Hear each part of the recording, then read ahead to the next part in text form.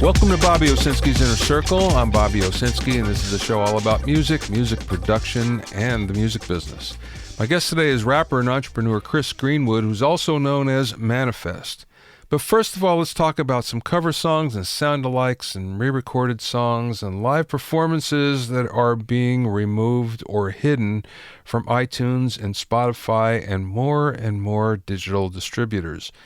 The reason why is you've probably run up against this. You do a search for your favorite song, and there's a dozen versions that come up. And you search for the original one, the one that you wanted. And in all of that, what you find are cover songs by other artists. You find sound-alikes by other artists. You find re-records by the same artists. And you find a whole lot of live performances. And it could be by the original artist or by other artists. And the big problem there is many times we select the song that we don't want. It's less of a problem these days in streaming. It's more of a pain than it is financial, like it was with iTunes, where you download a song and you discover it's not the one that you really wanted after you paid for it. So the streaming services are responding to that criticism, and they're either removing or hiding songs that aren't the original recording. This is good and bad, actually. For artists that do a legitimate cover, this obviously isn't a good thing because you may be doing a cover because you like the song so much, but it might be substantially different. And of course, you get caught in the middle, and that's not a good thing. For artists that are doing sound-alikes, just so they can get a lot of streams and make some money, obviously that's probably a good thing. Where you want to buy the real deal, you don't want to buy a sound-alike by someone that you really don't know. This reminds me of the old K-Tel days, for those of you old enough that you can remember the vinyl records that were done by K-Tel in Florida that were marvelous sound-alikes. And basically for the price of a really cheap piece of vinyl, you got a dozen hits or so that were most of the time legitimately licensed.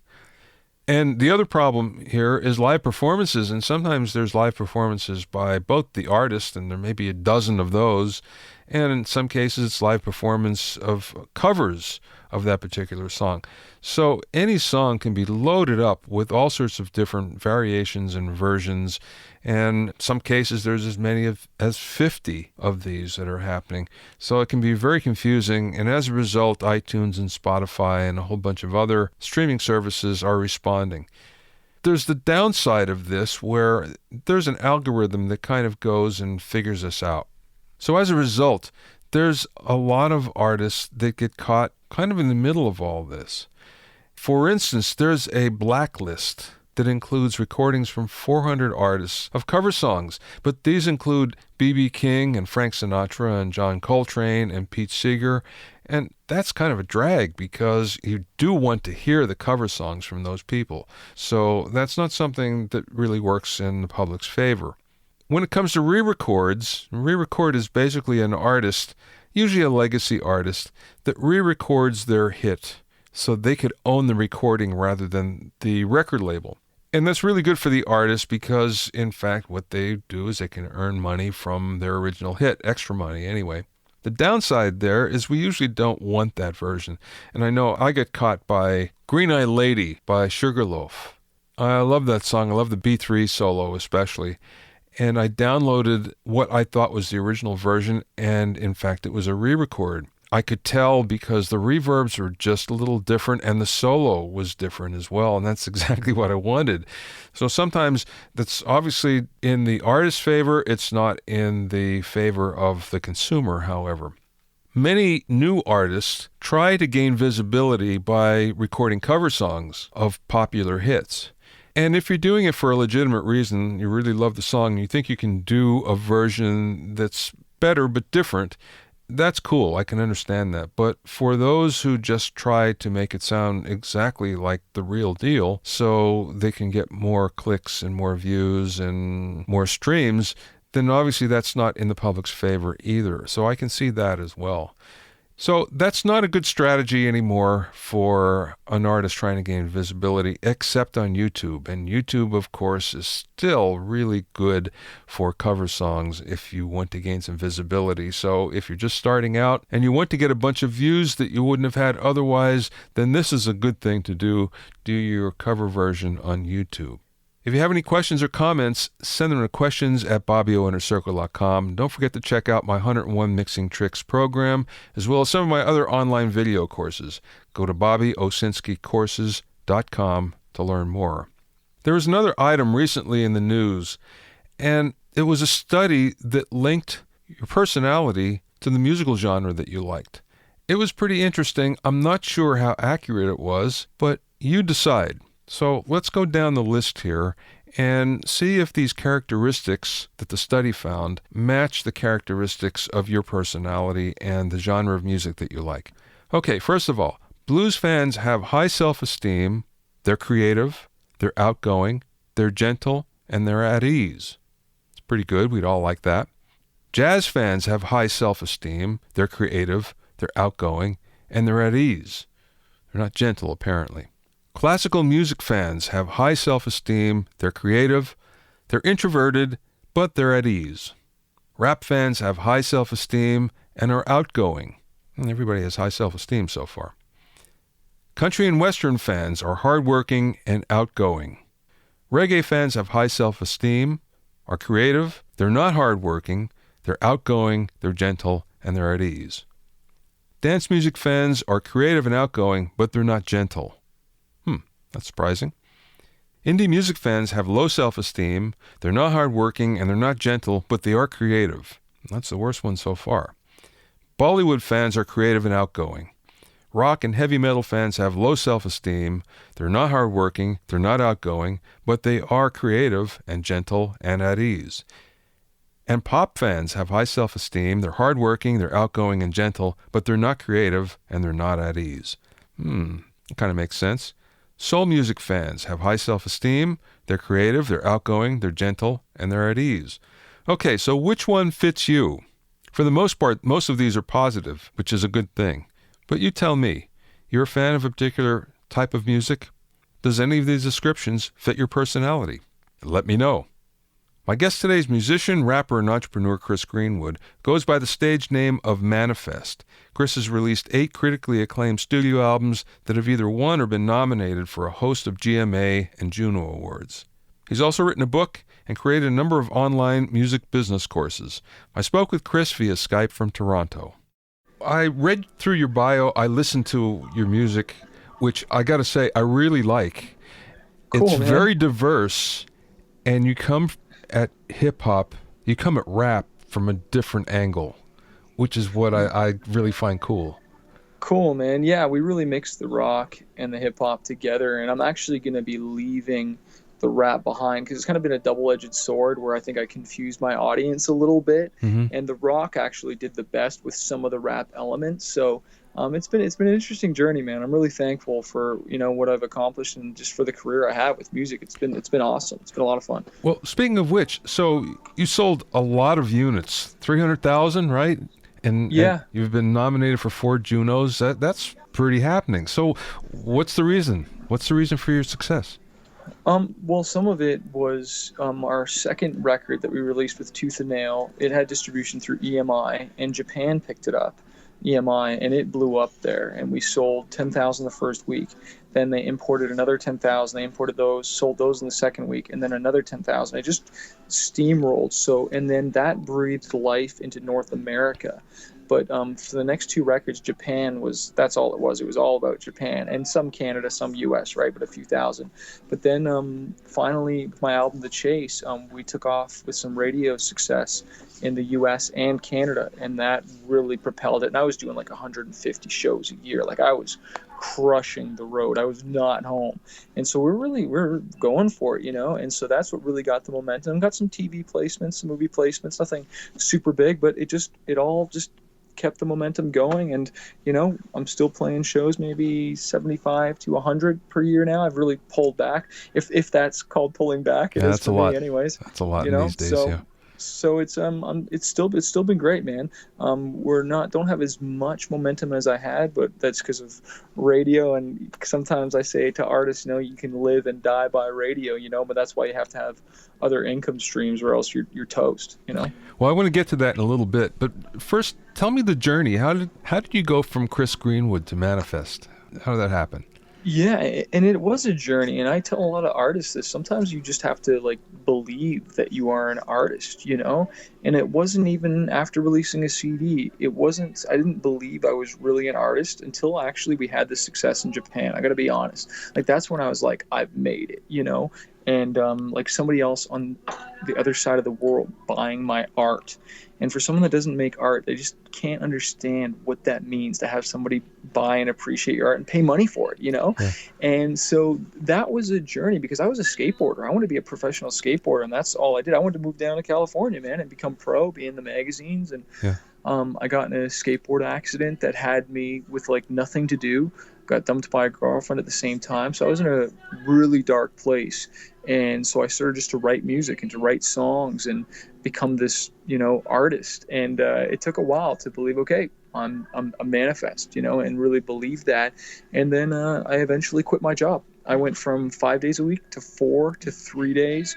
I had a really good company I worked for, and then they let me take leave of absences. I'm surprised they didn't fire me. And then I sent my resignation in, and they even asked to have me come back, actually, which was crazy. But I only went back for a few jobs to make a little bit extra money, and then I haven't been back, man. I've been doing music full time since 2004, so 12 years. Were you into rap right from the beginning, or was this something that developed? How did that work? Well, the first EP I released was in 2001, and it had 4 songs, or no, 5 songs. One of them was a rock song, the rest of them were hip hop. So I always kind of introducing that rock element, but I always liked hip hop, rap growing up. Like all the skateboarding videos either had hip hop or rock music Yeah. in it. So that was kind of like, whatever they had in the videos, that's what I was exposed to. It's funny, you say hip hop, and I hear elements of it, but I wouldn't call your music hip hop. Me personally, anyway. Yeah. Yeah. Because there's definitely for want of a better term, it's a Canadian vibe. It's a Canadian viewpoint on it, which Yeah, I think is great. Personally, I love music where there's symbiotic relationship between elements. Right, right, and I right. can definitely hear that with your music. It's very cool because it takes the genre to a different place, I think. Yeah, it's not. You're right. It's not your typical hip hop like your Jay Dilla. Some people used to compare it to Eminem, but he's even more hip hop. Where I would say I take elements and it's more rap, especially because of the rock stuff. Yeah. For sure. Yeah. Absolutely. Yeah. Although your latest record doesn't have quite the same edge. Reborn, it's cool. It's a little more on the pop side, and it's a little more experimental what you're doing, but it's not as hard.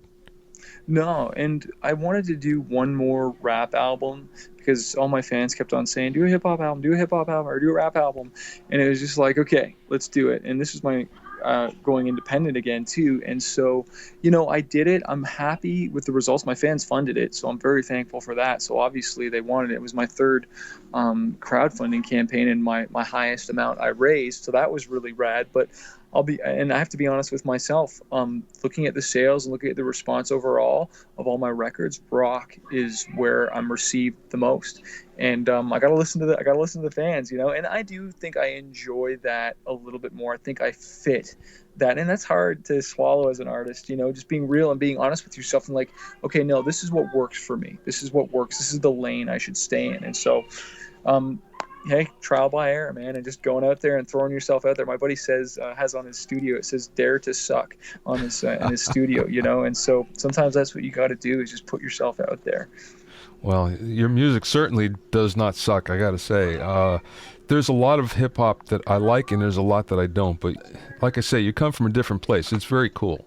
I really enjoyed listening to it when I did, and I took a sampling from all of your Well, I can't say all of your albums, from a number of them. When I looked, I was amazed at the number of releases that you've done. You've done a lot of music. Yeah, it's crazy, man. Like I'm working on my 10th album right now, and it's just like I remember when I kind of first started, I remember seeing KRS-One had 10 albums, and I'm like, how can someone talk about that much stuff, And Yeah. now here I am later on, and it's crazy. It's crazy. Let's go to your Pledge Music campaign. So that's your third campaign then? Yeah, third campaign. Yeah, one was a book though, and the other two were CDs. Okay. Well, Yeah. let's talk about the current one, last one that you did. It's not easy to raise money. Even on Kickstarter, Pledge Music, it's not easy. What was your secret there? The first one was the scariest, just putting yourself out there. Having done two already and having all those email addresses of people that already pledged, it was the easiest one to do because people were kind of already used to it. They had accounts. I had all those relationships.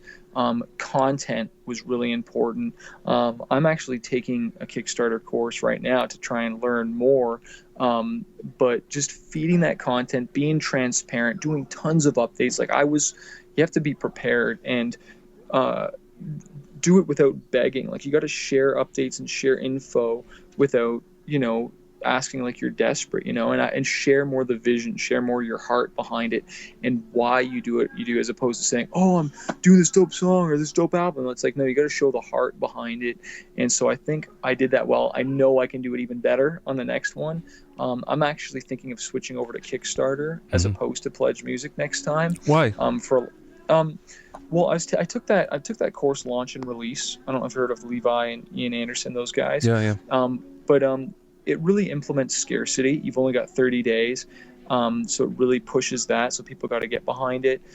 People are more familiar with Kickstarter, with the brand, and it shows the amount you're actually raising, I think, too. And I just wanna try. I wanna try all platforms and really just put myself out there, because with Pledge Music you can change the amount a little bit to get some momentum. Where with Kickstarter it's either you raise it or you don't. Yeah. Especially with that first goal, and so that's going to be nerve-wracking. But I'm excited to try it, man. How much did you raise? 25,000 on the last one. Yeah. So it wasn't bad. How many tiers did you have in that? What did people get for that? For what they were pledging? Well, we did tons of packages, and that's the other thing too. Like, I did a custom backpack. I did these USB keys. The first time I did a USB skateboard. This last time I did a USB spray paint can, and it had all 9 of my albums on it, plus the audio book. Like, so it was an awesome package. So those went like crazy.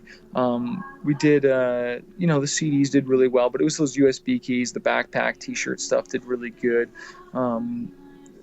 I'd say those were the best ones. The other ones, the concert one didn't really do too good. Skypop, we did some custom skateboards as well too, because I'm into skateboarding, and so those did really good. And you just got to be careful how you do it, because you got to take in for shipping, especially for international orders and stuff. And so you can end up, not having very good margins and actually lose money if you're not careful. So you got to make sure you've got your pricing and realize like that includes shipping. Yeah. So.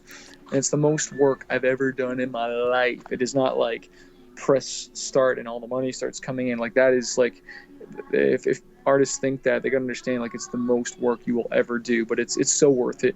And the connection with the fans is so much deeper too, which is rad. I got caught on shipping once myself on things. I've written 23 books. Oh wow, man! I didn't know that. Yeah, on recording and on mixing and music business, a lot of different things. But I had all of these manufacturers' books that they give you a bunch before it gets released. So I had tons of books around, and I thought, okay, I'm just going to get rid of these. So I ran a special. And the special basically was, I don't remember if it was $5 or $10, but it was, substantial. It was a really good deal. And of course, there were bundles and everything. No problem for the U.S. people. It was the people in Germany, and all of a sudden the cost of shipping was more than what we're taking in, And I fulfilled those because we hadn't taken it into account, but it was the same thing that you're saying, where all of a sudden you're going, oh man, this is a lot of work. Yeah, it's crazy. I learned my lesson very well from that. Yeah, right. It only has to happen once, that's for sure. Yeah, seriously. Tell me about your books. You have 3 of them, right?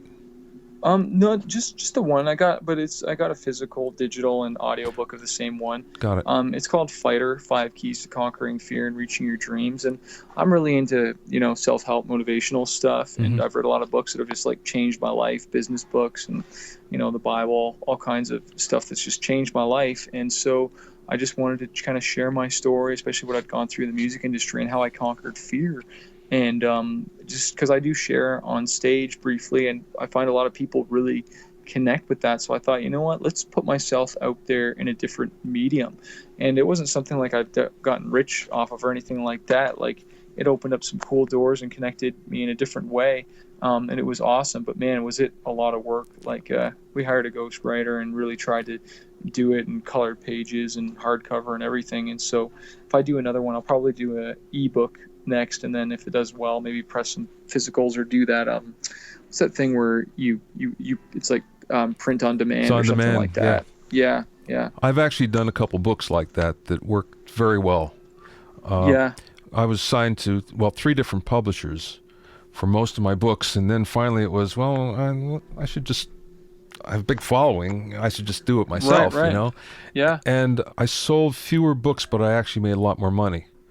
Yeah. Which, That's what I hear, man. I'll have to pick your brain about that after. oh yeah, no, I can tell you how that all works. The other thing is, the first book, at the end you go, I'm never going to do that again, because a lot of brain cells have died, and then Oh my gosh. after that it gets easier and easier and easier. I feel like I've started a whole bunch, but then I just don't finish it because, like, I really set the bar high hiring a ghostwriter and stuff like that. And I Yeah. realized, like, for the next book I write, it doesn't have to necessarily be like that. I can still put out really great content and help people. But it's just, yeah, like, I feel like you really got to throw yourself into it to get it done, right? And it's just time management and juggling what you want to focus on. Time management, there you go. Yeah. When I'm getting down to it at the end, usually for 2 weeks, it's like, okay, there's no appointments, there's no phone calls, there's nothing. This is all I'm going to do. So, Yeah. don't reach out because I'm not reaching back. I'm just doing this. It's one of those Yeah, things. seriously. Lock yourself away. Yeah. You're talking about helping people. Tell me about your program, Smart Music Business. Yeah, it took me a while to figure out, and it's funny, we just talked about the book because the book was helping people and encouraging people. And, sure, people want motivation, people want inspiration, but I realized how much artists need help. And I found every time I was at a show or at a festival, if there's artists there, I'd always be asking them questions like, hey, have you done this? Have you done that? Do you got this set up? What kind of a deal are you in? Like, because I've seen a lot of artists go broke. I've seen a lot of artists that have sold more records than me have to drive for Uber and take all these part-time jobs because the only way they can make money is to tour. And, I got to be honest, like, touring isn't exactly good for family over a long period of time. In my personal opinion, I don't think it, helps that. I've just seen a lot of divorces and a lot of messed up stuff. And so I found, like, I just want to help artists. And that's where this whole smart music business thing came, because I've done all the dumb mistakes. I've made all the stuff, all the wrong moves, a lot of right ones too, and just kind of want to help artists avoid making those mistakes. And so I created all these courses, hopefully going to be doing a book. And I've got a membership thing now called Fanbase University, where I got a bunch of artists in there that it's like they pay a monthly thing to get access to me. We do a group coaching call, and I coach them and kind of mentor them, and they get access to all my training courses as opposed to buying them one off. They just get access to all of them as long as they're a member. And so that's been a lot of fun, a lot of work, but it's been cool, man. I just launched that last month. That's something I'm going to launch soon as well. I have a cool, number man. of courses as well that I do. And going to subscription and having everything available is a little bit different. It's a little scary too, but it's something I'm going to do. Yeah, what I like about it is just that there's more connection. It's you own it, and then you get a bit more personal, and then you're not trying to resell to new people every month. You kind of can know where your sales are at and what your income is, so you can continue to market and just kind of have a little bit of breathing room. You know what I mean? Yeah. No, I hear you. That's very cool. How long have you been doing this? The Smart Music Business course? I've got a bunch of courses up there on Udemy, and then there's the fan base thing. Okay, there's more than one. What are they? I only saw the one. Well, Oh, okay. The one that does the best is How I Make Over 4,000 a month selling music online. Everyone loves that. I just show all the income streams, sound exchange, all the things you got to set up, YouTube monetization, and where the actual money comes from, and how to upload, sell your music online. And I really show numbers and inside my account. People love that one. I talk about one on touring, how to book shows. There's a songwriting course, how to be a world-class performer, because I've performed in 20 different countries and over 1,000 shows. So I just talk about that. Basically, just trying to cover a course on everything I know, how to get a record deal and negotiate the points and know what not to sign, and Yeah. booking agents. So yeah, there's a bunch on there, but there's ones that obviously people are leaning towards more. And I'm working on a new one about how to launch an album and actually how to do a proper album launch. So I'm really excited about that one. You were signed to Capitol before, right? Capitol Christian?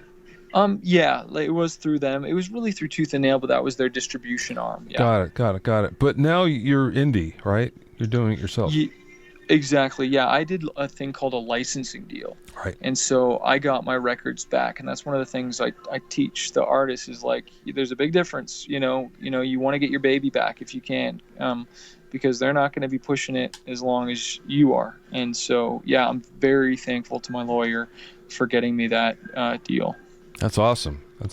Okay, Yeah. so tell me about being an indie then. A lot more work, right? Yeah, and you don't have the team, you don't have the big machine. Yeah. But I gotta be honest, and I'm not trying to tear down anyone, but the labels didn't work as hard as they think they were. Sure, if it takes off, if radio goes, they do it, they do their thing. But man, after a year, they're out, they're moved on to the next thing. Like even after sometimes a few months, like Yeah. they're like they put it out there, throw it against the wall, see if it sticks, and then it's like peace. But like, I will say, I've noticed, at least with radio this time, we have not gotten nearly the same radio support, which really has bummed me out, to be honest. Like, it's really hurt this release not having the radio support. And we've gone with 2 singles, and I've spent a lot of money. And it seems like sometimes radio does have relationships sometimes. It's not like we didn't get any radio support, but definitely not nearly the same that we did when we were with the label, which I'm pretty bummed about. Where I'm actually just trying to figure out what we're gonna do and where we're gonna invest our money now instead. And we'll swing again. I'll swing again, but yeah. Did you ever consider a label services deal? Because Because you can just tailor it and say, well, I only want your radio support. Yeah. Well, that's Yeah. what Macklemore and Ryan single. Lewis did. And Yeah, that is something I should consider. and basically they're renting their services to you, which in Right, ways right. it's a drag because they're only going to work it as long as you pay them. But on the other hand, the cool part is you have their infrastructure and you have those relationships, so Yeah. it's worth it. And then you can shop around between the majors and see who Yeah. fits better.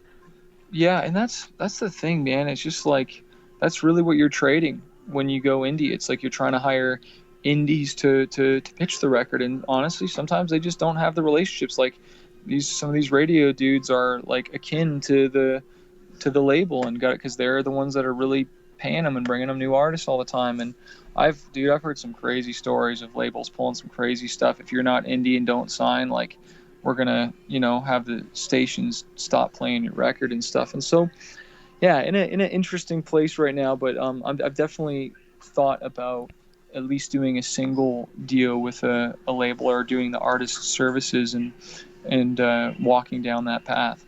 Yeah, So thanks, man. it would probably be worth it. Like I say, you have to have the dough to pay for it, but it seems like you have a lot of income streams going. As a matter of fact, I was looking and you have a lot of merch available. Yeah, we've made a lot of stuff. I got to get on tour and sell more of it. What sells best, just out of curiosity? If you have the right T-shirt, I find T-shirts go really well. Those USBs keys crush it for me, and obviously CDs do good if you have a good package deal. Yeah. But having a sick shirt, like you can't go wrong with that. Sometimes I did these graffiti hats; those did really good. I did somebody who did some hand painted hats, and even though they were expensive, people just bought them. So it really depends show to show too. But man, having good T-shirts designs, I think, is the way to go, and I need to step that up. And that's what it's funny, before we got on this call, I was emailing my designer to see if he'd finish this one shirt, because we want to make sure we keep new content like that coming out too, because I think that's important. So fans don't get tired of your merch. They want to buy the next shirt and the next shirt. Are you doing your merch based on when you tour, or when your next album cycle is happening, or do you just do it on a random cycle that you have? Okay, I think it's time for something new, and we'll do it. How does that work for you? I'm trying to do it more consistently because this last record I didn't tour as much. We didn't release as many new shirt designs as we should have, and so I want to make it like releasing, like if I had the choice and the money, as long as they are moving, I would like to do something every other month. Wow. Just to keep things out there, and maybe do a pre-order of them and limited run, but at least that way you got new content coming out there. I think it's important. Yeah. Are you using a third party to put that together? In other words, are you doing a licensing deal for the merch, or are you just buying it and stocking it yourself? I wish I was big enough to get a licensing deal with someone, but it's just a company out of California. Actually, they have a pretty huge merch store, and they work with a ton of bands, and so they run my store. They press it and ship it, so it's all in house, which is great. I just switched over to them, so if we get an order, like do a big pre-order, and we don't get a huge number of orders, we don't press a ton of shirts, and we haven't done this yet. But that's the plan. Who's the company, just out of curiosity? Merch Line or something like that. I can't even remember, to be honest. I know the guy's name. His name's Eric, but I just can't remember the name of the company right now. There's a lot of companies now that are vying for that space, where there's only a few years ago, and now there's a lot getting in the game. Yeah, there's a lot of money in it, so merch is where it's at for sure. Let me ask you a philosophical question. Where do you see rap going, rap and hip-hop? Man, I don't see it going away anywhere. I think it's gone in cycles, I feel like it's bigger than ever. Music is bigger than ever, period. Even though sometimes in the formats that I've gone in, they've told me to take my raps out of my songs, but then I see 21 Pilots, totally crushing it with raps. And so, and then I was even listening to some alternative stuff the other day, and I heard rap elements like in Weezer and all these other bands, and so it's just influenced so much, and I feel like it's so accepted more now. And I look at Drake, obviously from Canada, and what he's done, and just really blown it up. And so I think it's at an exciting time, and it's not going anywhere, and it's only going to continue to grow and just be more widely accepted than ever, in my opinion. So you've been touring for quite a while now, and like you say, you've been on 4 continents. Have you seen a change in the last year in either the audiences or the music, or is there a change in that business that you feel is happening? As far as just like the people I'm seeing at the shows and everything? Yeah. I think it is. I think I follow Bob Lefsetz, and I think he has some interesting things to say about putting on a really great show. And when people come, like you are really battling a lot. You're battling this phone I'm talking on right now and people's attention, and so you really got to bring it. You really got to entertain. And sure, having the screens, having smoke, having fire, whatever you want to have, that's important. But I think it really comes down to having great songs that touch people's lives, and people want to believe in something. They want to have a movement, and have a vision that an artist shares. So I think if you have that, then you're going to continue to have people showing up at the shows. But people aren't just showing up at shows because they have nothing to do anymore, like it used to be. Like it really has changed, and you really, it's not like a get rich quick thing. Like I think back in the day, bands could just tour and make money and sell tickets when people are at the shows. But now I think you really got to hustle to make it a viable business. Where did you learn to perform? And what I mean by this, let me give you some context. When I was growing up in the business, there were a lot of clubs, and you could play for every night of the week and do it until you wanted to stop. So you got your chops together playing in clubs. Where did you get your chops? Did you have a mentor? Was there somebody that you saw when you're on tour that you went, now I get it, I want to be like that? How did that happen to you? Oh yeah, well, it started with the open mics. Started playing at my church. Did a school tour where I was playing 3 high school shows a day. And sometimes I'd have to freestyle there. So that got my chops up and got me over my fear. Like I'd run to the bathroom back and forth so many times, so nervous, And then I started touring with other bands. I started going to festivals, and I started watching different guys and different frontmans specifically. And because I toured with an iPod for so long, I really had to learn how to engage the crowd without having this backup band behind me. Because playing with tracks or a DJ compared to a band is a completely different thing. No kidding. But I got so good at performing and saying the right things in between the songs and making a connection with the audience. I would blow some of these bands out of the water as far as connection goes, because they would just stand there and perform their songs and then go into the next one. They wouldn't say anything. They wouldn't engage the crowd, and they were nervous, even though they had this whole band. And so when I had a band behind me, then next it really exploded. And so, but I just watched the guys that were really good frontmans. There was a bunch of dudes that I saw perform, from this guy named John Rubin to this other guy named Pigeon John, and who else really?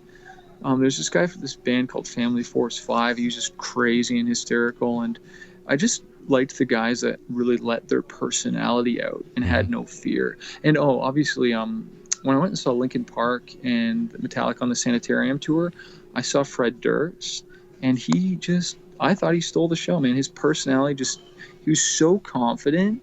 I was just like, holy crap. And I wasn't even expecting it. And he was just didn't care, And I was like, I want to be free on the stage. Even if something goes wrong, I just want to have so much confidence that I don't care, Tell me about doing your show with an iPod. Sucks. So who controlled the iPod? Did you have somebody with you that controlled it? Were you able to actually change things on the fly, where you read the crowd and said, okay, I'm going to go to a different song? I had to learn how to do that.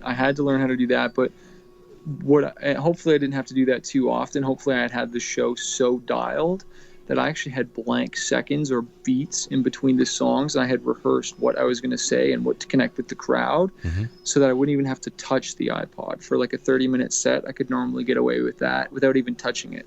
An hour set, that would be a little harder to do. I'd have to pause or hit something at least maybe once or twice. But it's like, Japan never liked it when I did that. They always called it like live karaoke, you know what I mean? And so yeah, right. But sometimes you just got to do what you got to do with whatever budget you have. And there was a time where I would lose money or break even to bring the band, and now I'm at a point where it's like, no, I got to make money every show. And so it's a battle constantly. Yeah. Last question. You've obviously learned a lot in your business career. What's the one biggest piece of business advice that you learned, or that maybe somebody imparted to you? Don't go into debt. Stay out of debt, and plan. Nothing is going to happen. Like when I got signed, I just thought things were going to happen. And I just kept on swiping that credit card. Just thought it was going to happen. That's great to be a dreamer. But sometimes you got to be a realist, and you got to say, look, like, what is actually going to make money, and really be a little bit more smarter with it. And so, yeah, that's probably the two biggest things, man. Stay out of debt, run your business debt free, and plan ahead. It's very cool, Chris. Very cool. Yeah, man. To find out more about Manafest, go to manafest.ca. That's spelled MANAFEST.ca. And to find out more about Chris's music business courses, go to smartmusicbusiness.com. Smartmusicbusiness, all one word, .com. Thanks for listening and being in my inner circle. Remember, if you have any questions or comments, you can send them to questions@BobbyOInnerCircle.com. To listen to other episodes of Bobby Owsinski's Inner Circle, go to BobbyOwsinski.com and select the podcast tab, or go to BobbyOInnerCircle.com, or find it on iTunes, Stitcher, Mixcloud, or Google Play. At BobbyOwsinski.com and BobbyOInnerCircle.com, you'll also find a sign-up form for my newsletter and for alerts for new podcasts. This is Bobby Owsinski. I will see you next time.